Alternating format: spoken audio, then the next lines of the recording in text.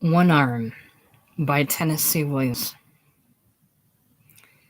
In New Orleans in the winter of '39, there were three male hustlers usually to be found hanging out on a certain corner of Canal Street, and one of those streets that dived narrowly into the ancient part of the city. Two of them were just kids of about 17, and worth only passing attention. But the oldest of the three was an unforgettable youth. His name was Oliver Weinmiller, and he had been the light heavyweight champion boxer of the Pacific Fleet before he lost an arm. Now he looked like a broken statue of Apollo, and he had also the coolness and impassivity of a stone figure, while the two younger boys exhibited the anxious energy of sparrows, darting in and out of bars, flitting across streets and around corners in pursuit of some likely quarry. Oliver would remain in one spot and wait to be spoken to. He never spoke first, nor solicited with a look. He seemed to be staring above the heads of passers-by with an indifference which was not put on, or surly and vain, but had its root in a genuine lack of concern. He paid almost no attention to weather. When the cold rain swept in from the Gulf, the two younger boys stood hunched and shuddering in shabby coats that effaced them altogether.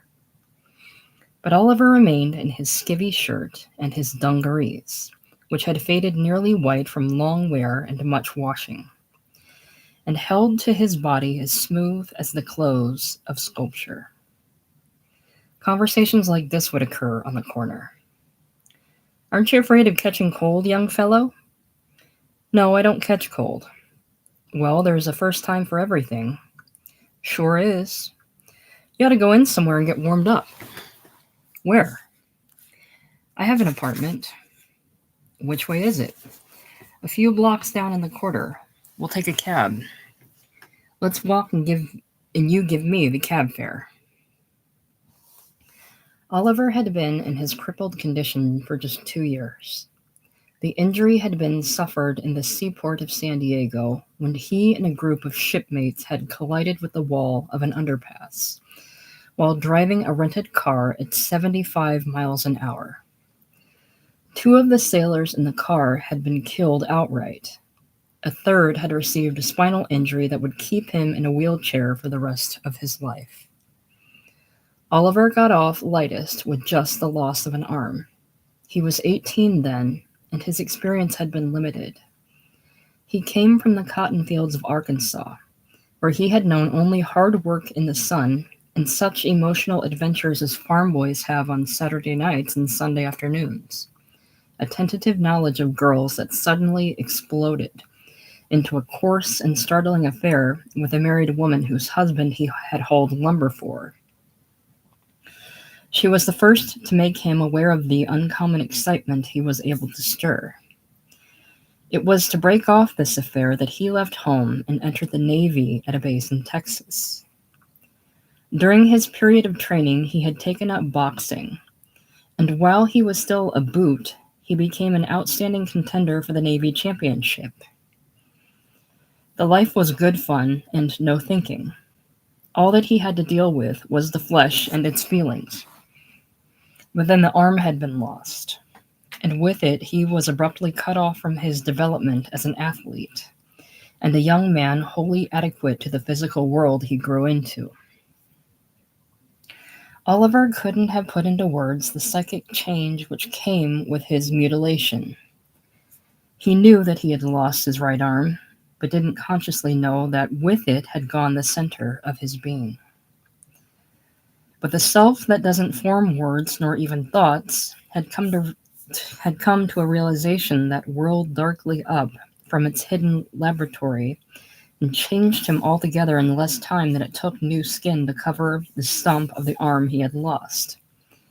He never said to himself, "I'm lost," but the speechless self knew it, and in submission to its unthinking control, the youth had begun as soon as he left the hospital to look about for destruction.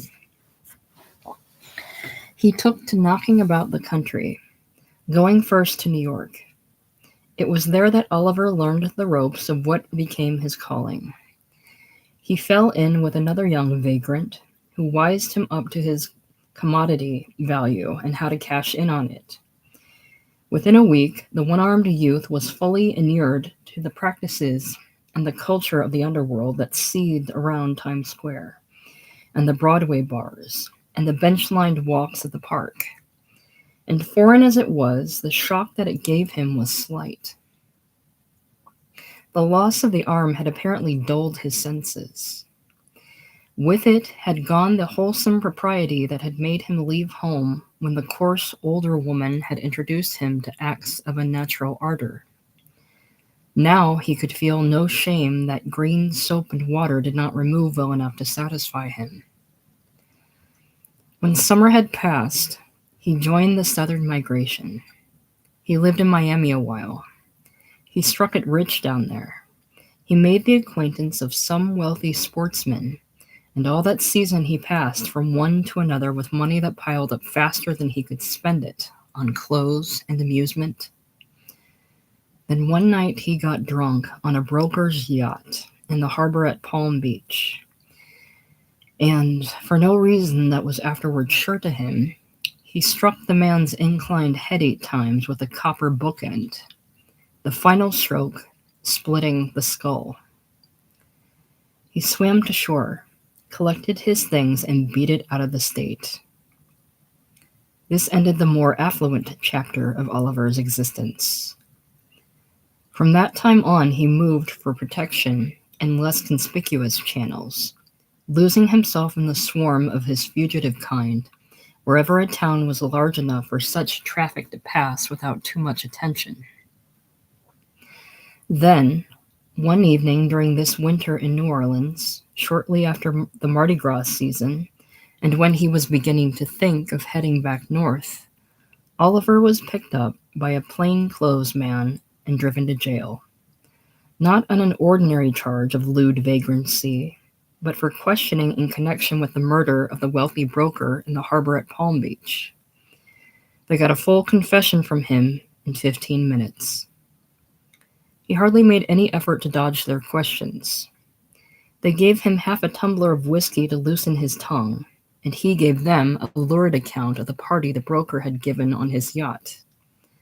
Oliver and a girl prostitute had been given $100 each to perform in what is called a blue movie.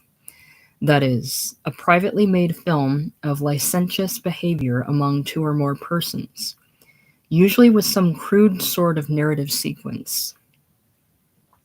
He and the girl had undressed by drunken stages before the camera, and the yacht party,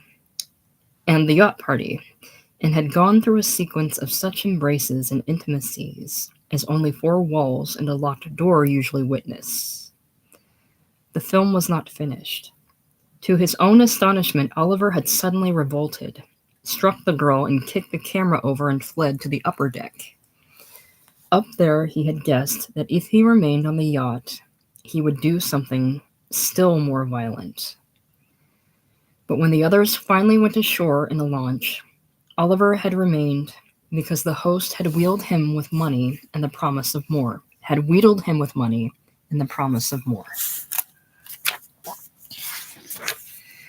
I knew when they left him alone with me that he would be sorry, Oliver said in his statement to the police.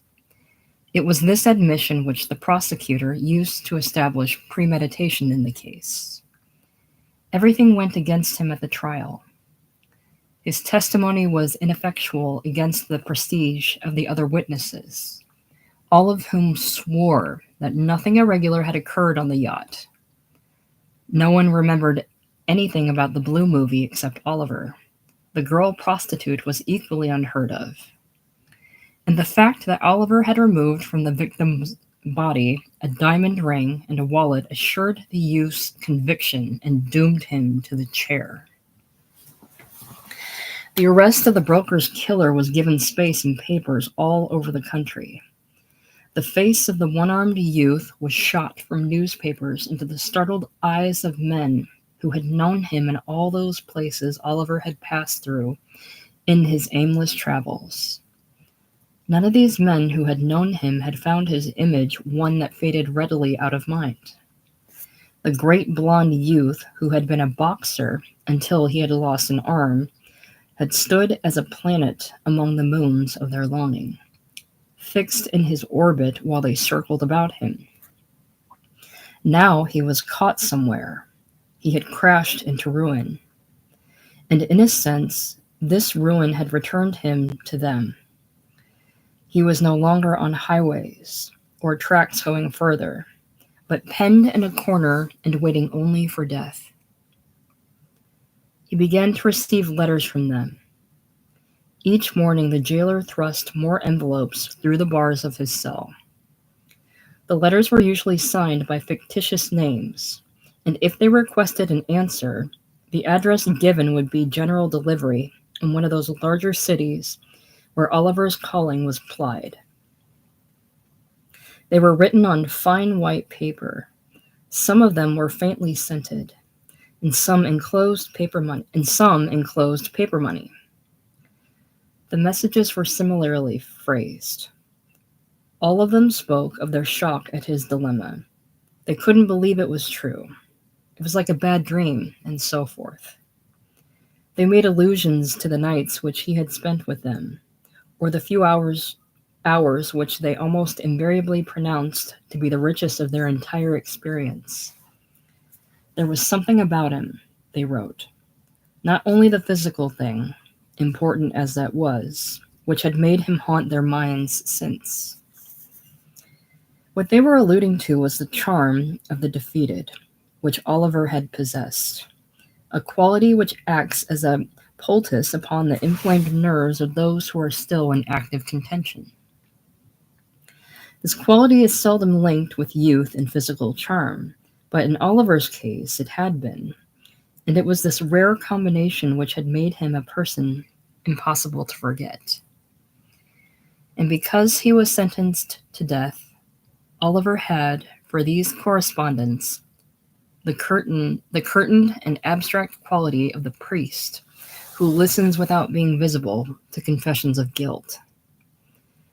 The usual restraints upon the unconscious were accordingly lifted, and the dark joys of mea culpa were freely indulged in. The litanies of their sorrows were poured onto paper like water from broken dams. To some, he became the archetype of the Savior upon the cross, who had taken upon himself the sins of their world, to be washed and purified in his blood and passion. Letters of this sort enraged the imprisoned boy, and he clamped them under one foot and tore them to pieces and tossed the pieces in his slop bucket. With the mechanical cruelty of the law, the execution of Oliver's sentence had given him several months in which to expect it, and they were the months of summer. In his stifling cubicle there was very little to do while waiting for death, and time enough with the impetus of disaster for the boy's malleable nature to be remolded still again, and the instrument of this process became the letters. He sat on a folding chair, or sprawled on his cot those first few weeks in the death house, in a way that was not unlike the way in which he had stood against a brick wall in rain-soaked dungarees and skivvy shirt on the New Orleans corner till someone had asked him for the time or a light. He was given a deck of cards with stains of candy bars on them, and tattered books of comic and adventure cartoons to pass away time with. And there was a radio at the end of the corridor, but Oliver was cut off from the world that blared through the mouth of the radio, and from that world of one-dimensional clownery and heroism in the raw colors of childhood's spectrum, which the cartoon strips celebrated. All of these rushed by him instead of with him, and only the letters remained in connection with him.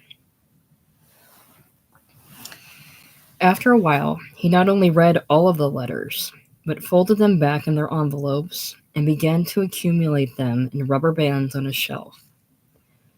One night, without thinking, he took them down from the shelf and placed them beneath his pillow, and he went to sleep with his one hand resting on them. A few weeks before the time for his execution, Oliver began to write out replies to those men who had begged to hear from him. He used a soft lead pencil that dwindled rapidly to a stub beneath his awkward pressure. He wrote on manila paper and mailed the replies in government stamped envelopes to all of those cities that he had formerly haunted. Having had no surviving family to write to, this was Oliver's first attempt at writing letters. He wrote at first with a laborious stiffness. The composition of the simplest sentence would knot up the muscles in his one powerful arm. But as the writing went on, a greater laxity developed in a wonderfully short time.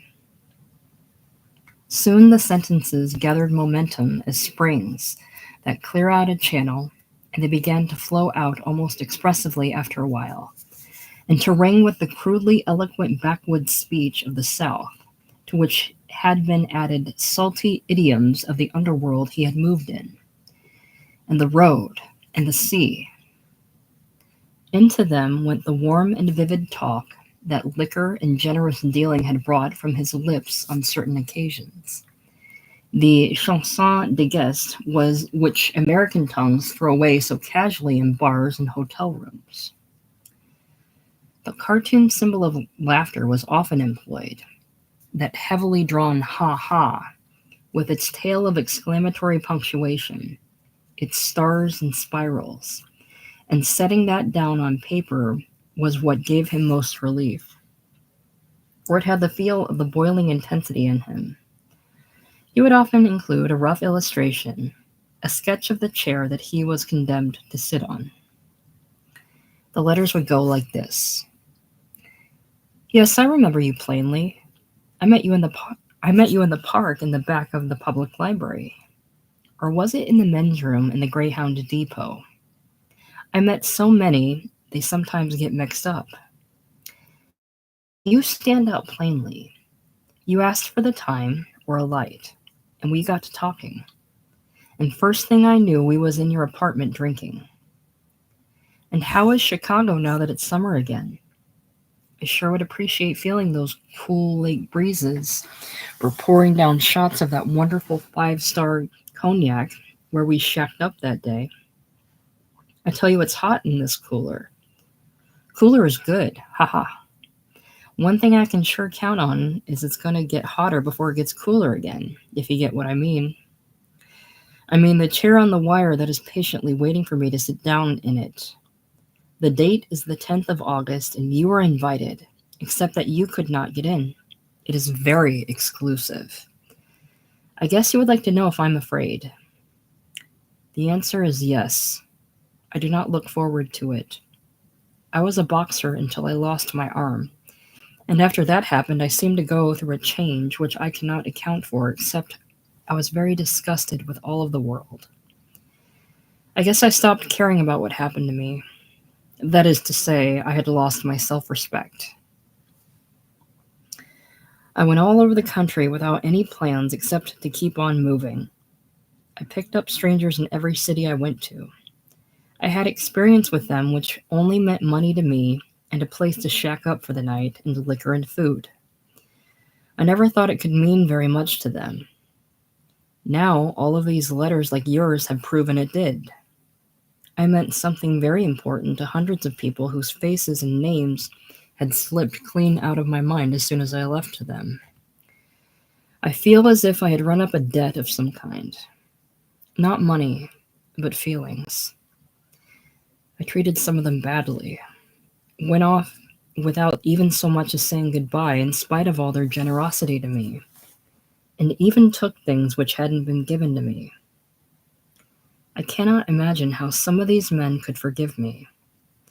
If I had known then, when I was outside, that such true feelings could even be found in strangers, of the kind that I picked up for a living, I guess I might have felt there was more to live for. Anyway, now the situation is hopeless. All will be over for me in a very short while, haha. You probably didn't know that I was an artist as well as being a one-armed champion boxer. and therefore I'm going to draw you a wonderful picture. This writing of letters became his one occupation, and as a stone gatherer's heat when lain among coals, the doomed man's brain grew warmer and warmer with a sense of communion. Coming prior to disaster, this change might have been a salvation. It might have offered a center for personal integration, which the boy had not had since the mandala dream of the prize ring had gone with the arm. A personality without a center throws up a wall and lives in a stage of siege. So Oliver had cultivated his cold and absolute insularity behind which had lain the ruined city of the crippled champion. Within those battlements had been little or nothing to put up a fight for survival. Now something was stirring within. But this coming to life was unmerciful, coming so late. The indifference had passed off when it should have remained to make death easier for him. And time passed quicker. In the changeless enclosure of his cell, the time that stood between the youth and his death wore away like the soft lead pencil that he wrote with, until only a stub too small for his grasp was left him. But how alive he still was. Before imprisonment, he had thought of his maimed body as something that, being broken, was only fit for abuse. "You goddamned cripple," he used to groan to himself. The excitement he stirred in others had been incomprehensible and disgusting to him. But lately the torrent of letters from men whom he had forgotten, who couldn't stop thinking of him, had begun to revive his self-interest. Autoerotic sensations began to flower in him. He felt the sorrowful pleasure that stirred his groin in response to manipulation. Lying nude on the cot in the southern July, his one large hand made joyless love to his body, exploring all of those erogenous zones that the fingers of others, hundreds of strangers' fingers, had clasped with a hunger that now was beginning to be understandable to him. Too late, this resurrection. Better for all those rainbows of the flesh to have stayed with the arm cut off in San Diego. During the earlier period of his confinement, Oliver had not particularly noticed or cared about the spatial limitations of his cell. Then he had been satisfied to sit on the edge of it and move no more than was necessary for bodily functions. That had been merciful. However, it was now gone, and every morning he seemed to wake up in a space that had mysteriously diminished while he slept. The inner repressions took this way of screaming for their release. The restlessness became a phobia, and the phobia was turning into panic. He could not remain still for a moment. His heavy footpads sounded from the end of the hall like an ape's, where he walked barefooted with rapid, shuffling strides around and around the little space of his cage. He talked to himself in a monotonous undertone that grew louder as the days passed, until it began to compete with the endless chatter and blare of the guards' radio. At first, he would hush up when he was ordered to, but later his panic deafened him to the guards' voices until they shouted threats at him. Then he would grip the bars of his cage door and shout back at them names and curses more violent than their own. The doomed boy's behavior cut off whatever acts of humanity these hard men might have shown him as he drew close to his death. Finally, on the third day before his execution, they punished one of his tantrums by turning the fire hose on him until he was crushed to the floor in a strangling heap. He lay there and sobbed and cursed with his brain spinning through a dizzy spiral of nightmares. By this time, the writing of letters was altogether cut off. But during his quieter intervals, he drew wild pictures in his manila tablet and printed out the violent comic strip symbols, especially the immense ha-ha, with its screaming punctuation. Sedatives were put in his food in the last few days, but the drugs were burned up in the furnace of his nerves, and the little sleep they gave him would plunge him in worse nightmares than the ones of waking. The day before he would die, Oliver received a visitor in the death cell. The visitor was a young Lutheran minister who had just come out of the seminary and had not yet received an appointment to a church. Oliver had refused to see the prison chaplain. This had been mentioned in the local newspapers with a picture of Oliver and a caption, "Condemned youth refuses consolation of faith." It had spoken also of the hard and unrepentant nature of the boy who was to die very soon, and of his violent behavior in the prison. But the picture was incongruous to these facts. The face of the blond youth having a virile but tender beauty of the sort that some painter of the Renaissance might have slyly attributed to a juvenile saint, a look which had sometimes inspired commentators to call him the baby-faced killer. From the moment that he had seen this photograph, the Lutheran minister had been following out a series of compulsions so strong that he appeared to himself to be surrendering to an outside power. His earnestness was so apparent that he had no trouble convincing the warden that his mission to the youth was divinely inspired. But by the time the pass was issued, the force of his compulsions had so exhausted the youth minister that he fell into a state of nervous panic and would have fled from the building if he had not been attended by a guard.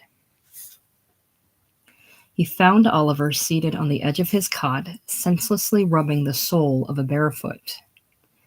He wore only a pair of shorts, and his sweating body radiated a warmth that struck the visitor like a powerful spotlight.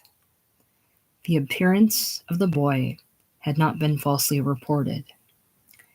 At his first swift glance, the minister's mind shot back to an obsession of his childhood, when he had gone all of one summer daily to the zoo to look at a golden panther. The animal was supposed to be particularly savage, and a sign on its cage had admonished visitors to keep their distance.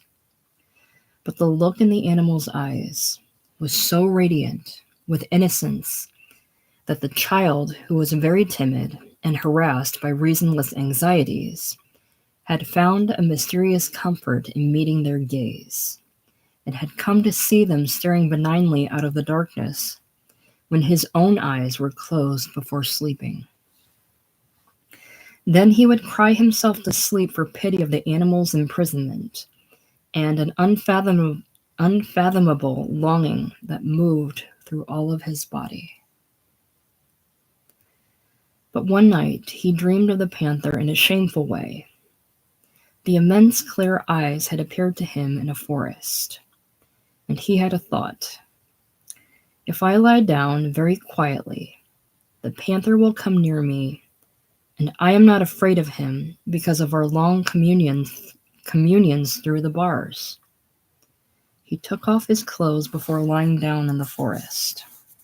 A chill began to stir, and he felt himself shivering. Then a little fear started in his nerves. He began to doubt his security with the panther, and he was afraid to open his eyes again. But he reached out and slowly and noiselessly as possible gathered some leaves about his shuddering nudity and lay under them in a tightly curled position, trying to breathe as softly as possible and hoping that now the panther would not discover him. But the chill little wind grew stronger, and the leaves blew away. Then all at once he was warm in spite of the windy darkness about him. And he realized that the warmth was that of the golden panther coming near him. It was no longer any use trying to conceal himself, and it was too late to make an attempt at flight. And so, with a sigh, the dreamer uncurled his body from its tight position and lay outstretched and spread-eagled in an attitude of absolute trust and submission. Something began to stroke him, and presently, because of its liquid heat, he realized that it was the tongue of the beast, bathing him as such animals bathe their young. Starting at his feet, but progressing slowly up the length of his legs until the narcotic touch arrived at his loins. And then the dream had taken the shameful turn, and he had awakened burning with shame beneath the damp and aching initial of Eros. He had visited the Golden Panther only once after that, and had found himself unable to meet the radiant scrutiny of the beast without mortification. And so the idyll had ended, or had seemed to end. But here was the look of the Golden Panther again, the innocence and the danger, an exact parallel so unmistakably clear that the minister knew it and felt the childish instinct to curl into a protective circle and cover his body with leaves. Instead, he reached into his pocket and took out a box of tablets. The very clear gaze of the boy was now fixed on him, but neither of them had spoken, and the guard had closed the door of the cell and withdrawn to his station at the end of the corridor, which was out of their sight. "What is that?" asked the boy. "Barbital tablets. I am not very well," the minister whispered. "What is the matter with you?" "A little functional trouble of the heart." He had put the tablet on his tongue, but the tongue was utterly dry. He could not swallow. "Water?" he whispered. Oliver got up and went to the tap. He filled an enameled tin cup with tepid water and handed it to his caller. "What have you come here for?" he asked the young man. "Just for a talk. I have got nothing to say, but the deal was rigged." "Then let me read something to you." "What's something?" "The 21st Psalm. I told them I didn't want no chaplain in here." "I am not the chaplain. I'm just..." "Just what?" "A stranger with sympathy for the misunderstood." Oliver shrugged and went on rubbing the sole of his foot. The minister sighed and coughed. "Are you prepared?" he whispered. "I'm not prepared for the hot seat, if that's what you mean. But the seat is prepared for me, so what's the difference?" "I am talking about eternity," said the minister. "This world of ours, this transitory existence, is just a threshold to something immense beyond." "Bull," said Oliver. "You don't believe me?" "Why should I?" "Because you are face to face with the last adventure." This answer had shot from his tongue with a sort of exultant power. He was embarrassed by the boy's steady look. He turned away from it as he finally had from the Golden Panthers the last time he had gone to him. "Ha ha," said Oliver. I'm only trying to help you realize," Oliver cut in. "I was a boxer. I lost my arm." "Why was that?" "Because you persisted in error." "Bull," said Oliver. "I was not the driver of the car. I yelled at the son of a bitch, 'Slow down, you fucker.' Then came the crash." "A boxer. My arm comes off. Explain that to me." "It gave you the chance of a lifetime." "A chance for what?" "To grow your spiritual arms and to reach for God." He leaned toward Oliver and gripped the prisoner's knees. "Don't think of me as a man, but as a connection." "Huh?" "A wire that is plugged in your heart and charged with a message from God."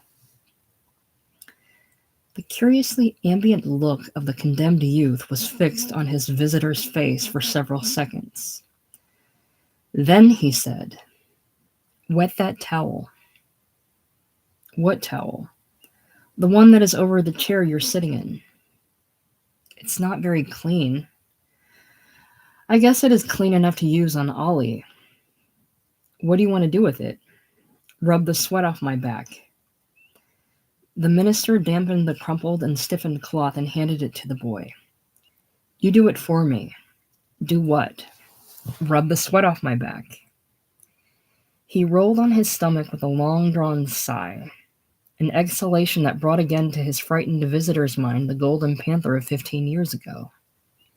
The rubbing went on for a minute. Do I smell? Asked Oliver. No. Why? I am clean, said the boy. I took a bath after breakfast. Yes. I've always been careful to keep myself clean. I was a very clean fighter, and a very clean whore. He said, Ha ha! Did you know that I was a whore? No, said the other. Well, that's what I was, all right. That was my second profession. The rubbing continued for another minute, during which an invisible drummer had seemed to the minister to be advancing from the end of the corridor to the door of the cell and then to come through the bars and stand directly above them. It was his heartbeat. Now it was becoming irregular, and his breath whistled. He dropped the towel and dug in his white shirt pocket for the box of sedatives. But when he removed it, he found that the cardboard was pulpy with sweat, and the tablets had oozed together in a white paste. Go on, said Oliver. It feels good. He arched his body and pulled his shorts further down. The narrow and sculptural flanks of the youth were exposed. Now, said Oliver softly, rub with your hands. The Lutheran sprang from the cot. No! Don't be a fool. There's a door at the end of the hall. It makes a noise when anybody comes in it. The minister retreated. The boy reached out and caught him by the wrist. You see that pile of letters on the shelf? They're bills from people I owe. Not money, but feelings. For 3 whole years, I went all over the country stirring up feelings without feeling nothing myself. Now that's all changed, and I have feelings too. I am lonely and bottled up the same as you are. I know your type. Everything is artistic or else it's religious. But that's all a bunch of bullshit, and I don't buy it. All that you needs to be given a push on the head. He moved toward the man as if he would give him the push. The caller cried out. The guard came running to let him out of the cell. He had to be lifted and half carried down the corridor, and before he had reached the end of it, he started to retch, as if his whole insides were being torn out. Oliver heard him. Maybe he'll come back tonight, the doomed boy thought. But he didn't come back. And then Oliver died with all his debts unpaid. However, he died with a good deal more dignity than he had given his jailers to expect of him. During the last few hours, his attention returned to the letters. He read them over and over, whispering them aloud. And when the warden came to conduct him to the death chamber, he said, I would like to take these here along with me. He carried them into the death chamber with him as a child takes a doll or a toy into a dentist's office to give the protection of the familiar and loved. The letters were resting companionably in the fork of his thighs when he sat down in the chair. At the last moment, a guard reached out to remove them, but Oliver's thighs closed on them in a desperate vice that could not have been easily broken. The warden gave a signal to let them remain. Then the moment came. The atmosphere hummed and darkened. Bolts from across the frontiers of the unknown, the practically named and employed but illimitably mysterious power that first invested a static infinitude of space with heat and brilliance and motion, channeled through Oliver's nerve cells for an instant, and then shot back across those immense frontiers, having claimed and withdrawn whatever was theirs, and the boy who lost his right arm had been known as lightning in leather. The body, unclaimed after death, was turned over to a medical college to be used in a classroom laboratory. The men who performed the dissection were somewhat abashed by the body under their knives. It seemed intended for some more august purpose, to stand in a gallery of antique sculpture, touched only by light through stillness and contemplation, for it had the nobility of some broken Apollo that no one was likely to carve so purely again. But death has never been much in the way of completion. 1945, published 1948.